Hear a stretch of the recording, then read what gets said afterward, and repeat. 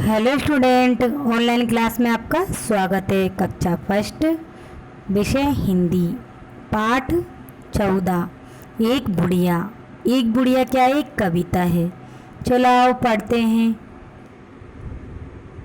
कहीं एक बुढ़िया थी जिसका नाम नहीं था कुछ भी। वे दिन भर खाली रहती, काम नहीं था कुछ भी। काम न होने से उसको आराम नहीं था कुछ भी। दोपहरी दिन रात सवेरे शाम नहीं थी कुछ भी। तो चलाओ हम इस कविता का सारांश जानते हैं।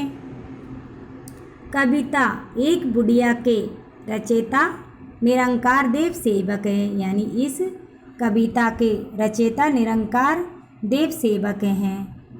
इस कविता में कवि ने एक ऐसी बुढ़िया के बारे में बताया है जिसके पास कोई काम नहीं था। यानी इस कविता में कवि ने एक ऐसी बुढ़िया के बारे में बताया है जिसके पास कोई काम नहीं था।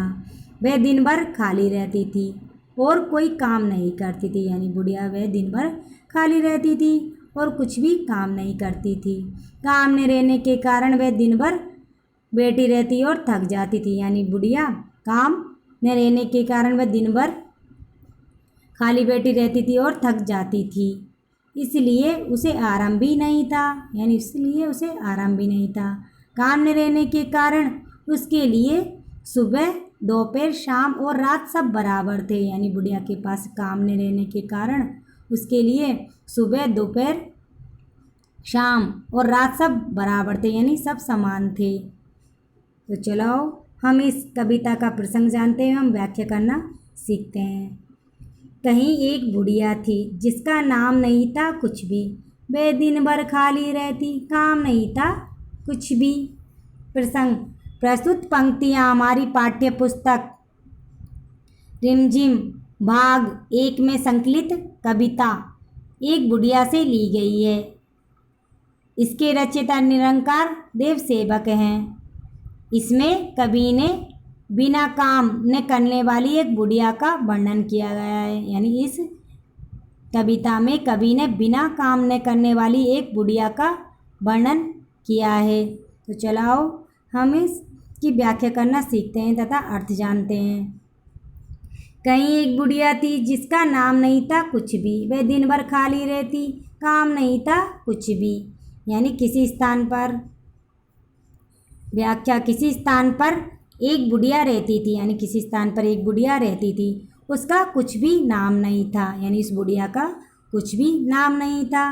वह दिन भर खाली रहती, काम नहीं था कुछ भी, और वह दिन भर यूं ही बैठी रहती। उसके पास करने के लिए कुछ काम नहीं था। यानी इस बुढ़िया वह दिन भर घर में यूं ही बैठी रहती थी, उसके पास करने के लिए कुछ काम भी नहीं था। यानी इसको काम नहीं था, यानी करने के लिए बुढ़िया के पास कुछ काम भी नहीं था।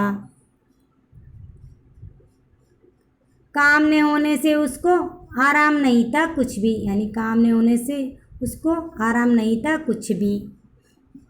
इन पंक्तियों में कवि कहता है कि बुढ़िया के पास कोई काम नहीं था, इसलिए वह हमेशा बेचैन रहती थी, इसलिए उसे आराम नहीं था।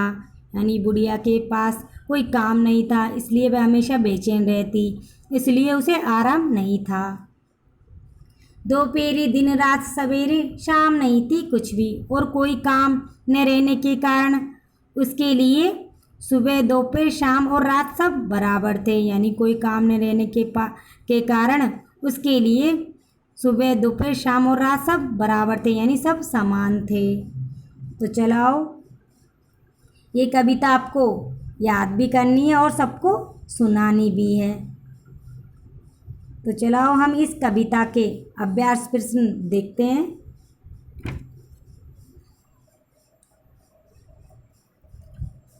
नाम बताओ, काम बताओ। तो पहला क्वेश्चन है, बिना नाम वाली बुढ़िया का कोई नाम रखो। तो पहला क्वेश्चन है, बिना नाम वाली बुढ़िया का कोई नाम रखो। तो इसका उत्तर है कलावती देवी।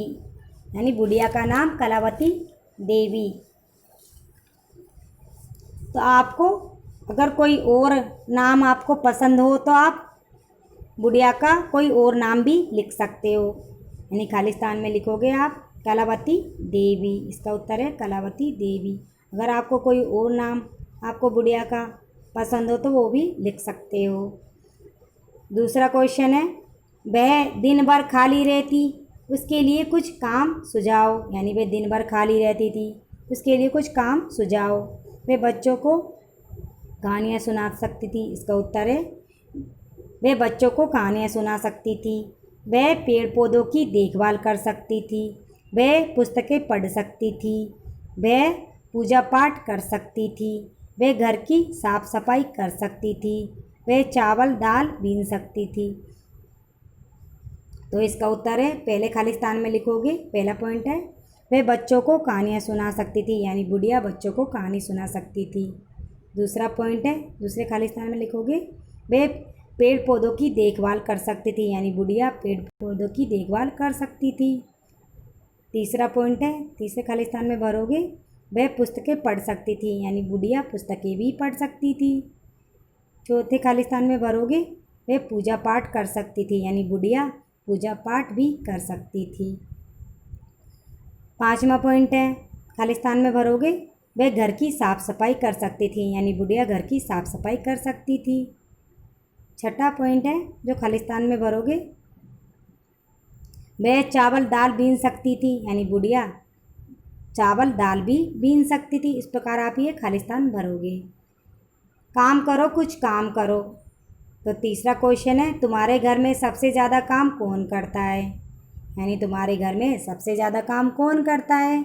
तो इसका उत्तर है, हमारे घर में सबसे ज़्यादा काम मम्मी पापा करते हैं, यानी हमारे घर में सबसे ज़्यादा काम हमारे मम्मी पापा करते हैं। तो पहले खालिस्तान में लिखोगे मम्मी, दूसरे खालिस्तान में लिखोगे पापा। तो इस प्रकार आपको ये खालिस्तान भरने हैं, यानी पहले खालिस्तान में मम्मी, दूसरे खालिस्तान में पापा। क्वेश्चन नंबर 4, तुम्हारे घर में सबसे ज़्यादा आराम कौन करता है, और तुम्हारे घर में सबसे ज़्यादा आराम कौन करता है। तो इसका उत्तर है, हमारे घर में सबसे ज़्यादा आराम दादी जी दादाजी करते हैं, यानी हमारे घर में सबसे ज़्यादा आराम दादी जी और दादाजी करते हैं। तो इसका उत्तर है दादी जी और दादाजी, यानी पहले खालिस्तान में आएगा दादी जी और दूसरे खालिस्तान में आएगा दादाजी। इस प्रकार आपको ये खालिस्तान भरने हैं। तो ये क्वेश्चन आंसर आपको अपनी कॉपी में लिखने भी है और याद भी करने हैं, यानी ये क्वेश्चन आंसर आपको अपनी कॉपी में लिखने भी है और याद भी करने हैं। फिर मिलेंगे नए टॉपिक के साथ। Thank you.